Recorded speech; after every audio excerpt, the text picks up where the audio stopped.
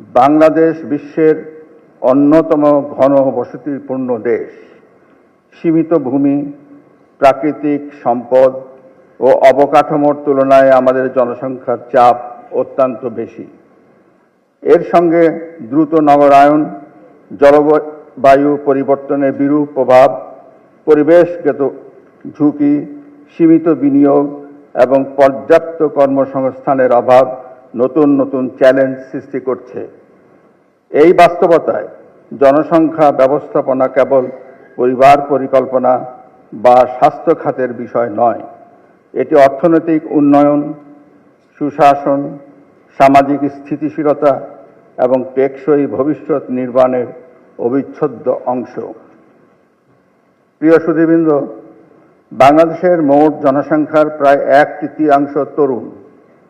এই বিশাল কর্মক্ষম জনগোষ্ঠী আমাদের বড় সম্ভাবনা। অর্থনীতির ভাষায় যা জনমিতিক লাভ্যাংশ বা ডেমোগ্রাফিক ডিভিডেন্ড। জাপান, দক্ষিণ কোরিয়া, সিঙ্গাপুর এবং চীনের মতো বহু দেশে এই সুযোগের যথাযথ ব্যবহার করে স্বল্প সময়ে অর্থনৈতিক উন্নয়নের অনন্য দৃষ্টি স্থাপন করেছে। আমাদের মনে রাখতে হবে, এই সুযোগ সীমিত সময়ের জন্য। তাই আজকের তরুণদের আগামী দিনের দক্ষ মানব সম্পদে রূপান্তর করতে হবে। আর তা করতে না পারলে এই সম্ভাবনাই একসময়ে বেকারত্ব, দারিদ্র্য, সামাজিক অস্থিরতা ও অর্থনৈতিক চাপের কারণ হয়ে দাঁড়াতে পারে।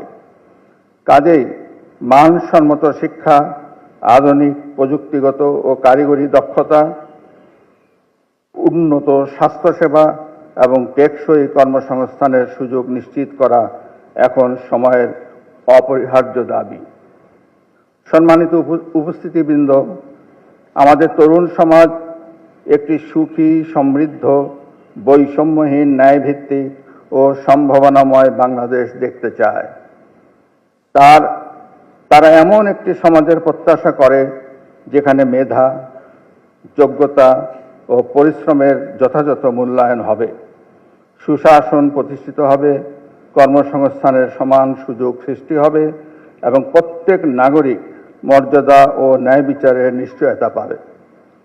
তরুণদের এই আশা আকাঙ্ক্ষা ও স্বপ্ন পূরণকে সর্বোচ্চ অগ্রাধিকার দিতে হবে।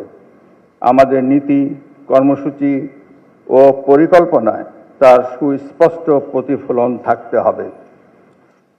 আমি আনন্দিত যে এবছরের বিশ্ব জনসংখ্যা দিবসের প্রতিপাদ্য তারুণ্যের আশাকাঙ্ক্ষা বাস্তবায়ন করি, আজকের প্রত্যয় সুন্দর আগামী গড়ি।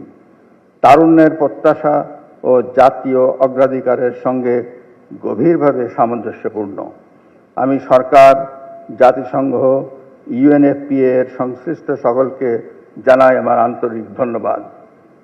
এখন আমাদের দায়িত্ব হলো এই প্রতিপাদ্যকে